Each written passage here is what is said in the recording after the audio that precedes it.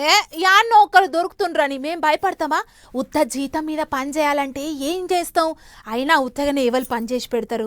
మాకు మాత్రం ఖర్చులుండయా? నీకు పని కావాలంటే నాకు పైసలు ఇయ్యాల్సిందే.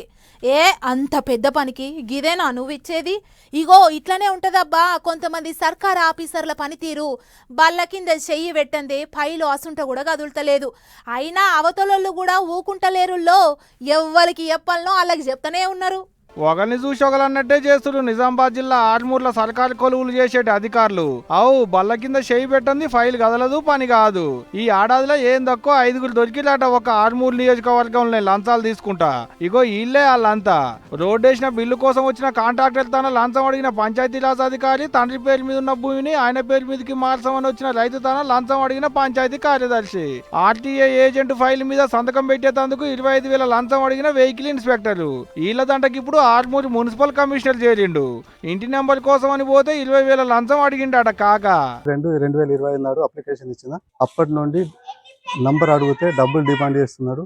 50,000 డిమాండ్ చేస్తే మొన్న 24/11/25 నాడు అప్పటి నుండి అప్రోచ్ అవుతున్నా. నిన్న వచ్చి మాట్లాడితే 20,000 ఒకే అయ్యిండు. ఇప్పుడు 20,000 రూపాయలు డబ్బులు ఇవ్వంగా పట్టుబడ్డాడు. ఇగో ఈయనకాడ లంచం తీసుకుంటుంటేనే ఏసీబీ అధికారులు వచ్చి పట్టుకుంది. మొదలు 50,000 అడిగిండట. ఆఖరికి 20,000కు బేరం కుదిరింది.